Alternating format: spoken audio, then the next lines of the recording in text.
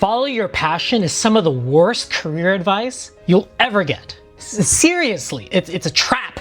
Now, it's a huge, intimidating word that implies that you should have a singular, magical calling that tells you what you're supposed to do.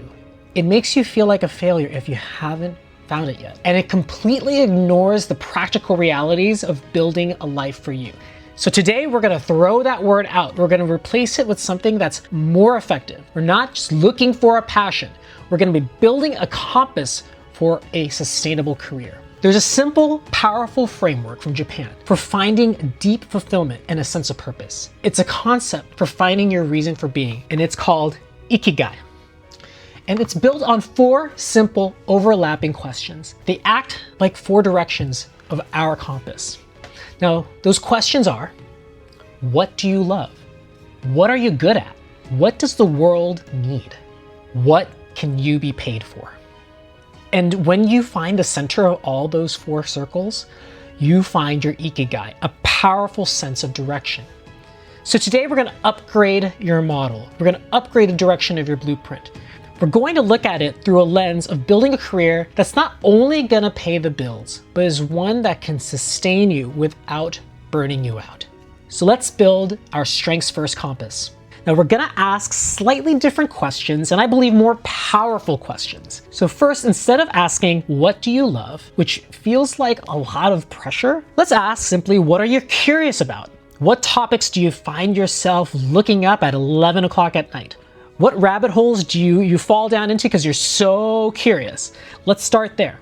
Second, and this is the most important shift, we're gonna throw out what are you good at, and we're gonna replace it with what actions energize you. Now why? Because you can be good at something that completely drains you, and doing that is the fastest way to leader burnout. A sustainable career is built on actions that give you energy and it doesn't take away energy. Is it the act of designing, or leading, or persuading? Third, what does the world need becomes what problems do you want to solve? Make it specific. Find a problem that genuinely gets under your skin. And fourth, instead of what can we be paid for, it becomes, is there a market that values this solution? I put myself through this compass and it became very crystal clear. My curiosity is all about human potential. The actions that energize me were igniting new ideas, designing new systems, and guiding people. The problem that I wanted to solve was exactly that gap between knowing your strengths and actually using them, activating them, and making them valuable. The market was the people and the companies willing to invest in closing that gap. And right in the middle of that compass is strengths first. Okay. Now that's the theory, and if any of this resonates with you, please hit that like button. It helps me know I'm on the right track. Now you may be asking, how do you actually get started using this compass? Here are 3 ways to get started. First, start with energy, not passion. Forget about just finding one true passion. This week, just identify one action that gives you energy, just one. Maybe it's the feeling of perfectly organizing a chaotic spreadsheet. Maybe you get a buzz when you can persuade someone to see and understand your point of view. Don't judge it, just name the action that makes you feel most alive. That is your first compass point. Second, turn a curiosity into a prototype. Pick one of those things you're very curious about, one of those late night search binges, and turn that passive interest into an active experiment, a tiny one. So say you're interested in podcasting. Don't spend hours and hours researching microphones. Instead, just spend an hour outlining 3 potential episode ideas. The goal isn't to launch a business, it's just to gather data on your own energy and interest. Do you even want to put together an outline? And third, reframe a goal as a problem. So let's look at a career goal, for example. If your goal is, I want to be vice president, now reframe it as a problem. What problems do VPs at a company solve? Maybe it's about solving team efficiency, or maybe it's about helping launch product in a crowded market. Now, shifting from the job title to a problem immediately makes your goal more actionable and purpose-driven. Looking at these 4 circles and these 3 steps, I know is a lot. So let's just make this simple for you.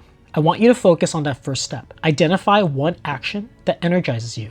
What's one action that gives you a sense of flow, where time just disappears? Is it framing a problem? Is it leading a project? Is it innovating and gathering new ideas? Just pick one. That's your starting point. It's not some magical passion that you'll just stumble upon. It's something that you actively build piece by piece by aligning your most natural energy with a problem that you genuinely care about solving. Now, but the hardest part of this journey is getting clear on that first circle, identifying the actions that truly energize you. It's the foundation of everything. I get it. That is the thing that's kept me up at night. That was my curiosity.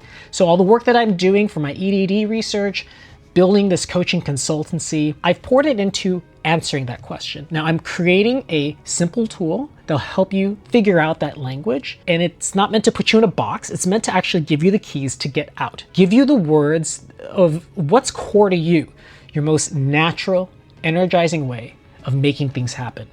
So click the link at the top of the description so that you can get access to this powerful tool. Remember, just start with one prototype. Start with the first steps. I'm Bryant Ventures, and if you found this helpful, please hit that like button, please subscribe, and let's venture to where your strengths live.